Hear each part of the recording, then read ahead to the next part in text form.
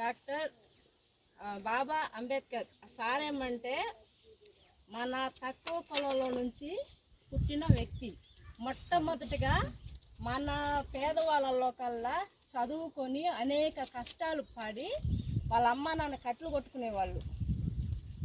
అలాంటప్పుడు అతన్ని మన దేశంలో అంటే ఉన్న రైతులందరూ నువ్వు మా ఏరియాలోకి రాకూడదు, పక్కన ఉండాలి, నువ్వు అగ్ర కులాలకు చెందిన వాడివి, నువ్వు జనాల్లో తిరగకూడదు అని చెప్పేసి అతన్ని బహిష్కరించేశారనమాట, నెట్టేశారు బయటికి.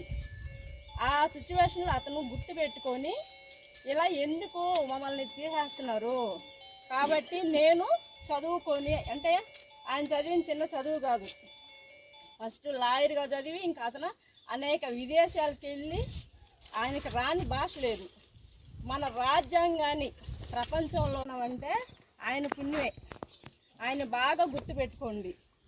ఈరోజు పేదవాడు 10 రూపాయలు మోటార్ సైకిల్ పక్కుతున్నాడన్నా, ఒక పేదవాడు ఒక ఇల్లు కట్టుకుంటున్నాడన్నా, ఒక పేదవాడు ఒక హక్కు సాధించాలన్నా, ఒక ఉద్యోగం సాధించాలన్నా, ఇప్పుడు ప్రతి ఒక్కరికి ఏంటంటే మన ఎస్టీ ఎస్సీలకి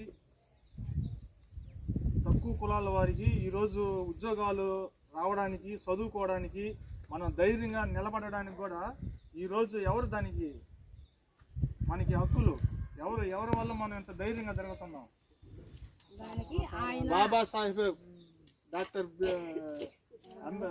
అంబేద్కర్ సార్, ఆయనకి మనము చచ్చినంత కాలం కృతజ్ఞత చెప్పాల్సిందే.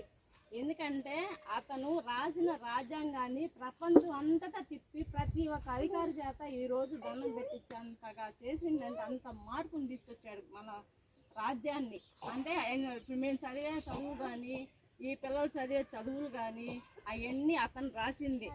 లేదంటే అంతకు ముందు మనం అసలు ఊళ్ళో కూడా ఉండిచ్చేది కాదు, తిరగనిచ్చేది కూడా కాదు, ఒక గుడికి బానిచ్చేవాళ్ళు కాదు. కనీసం మన వాళ్ళు స్కూల్కి కూడా పోయేదానికి లే, అంటే మన తక్కువ యానాది పిల్లలు అంటే స్కూల్లోకి పోయేదానికి లే, గుడికి పోయేదానికి లే, వాళ్ళ దారిలో కూడా నడిచేదానికి లేదన్నమాట. ఈ హక్కులన్నీ మనకి సాధించి పెట్టి చదువుకొని ఉద్యోగాలు తెచ్చుకొని ఈరోజు మనం ధైర్యంగా మనం అందరిలో తిరుగుతున్నాం అంటే ఈరోజు నాడు అదే డాక్టర్ బాబా సాహెబ్ అంబేద్కర్ ఆయన ఈరోజు జయంతి. ఈరోజు 134వ జయంతి అయింది. ఆ సందర్భంగా మేము ఈరోజు మీ ఊరికి రావడం జరిగింది. అది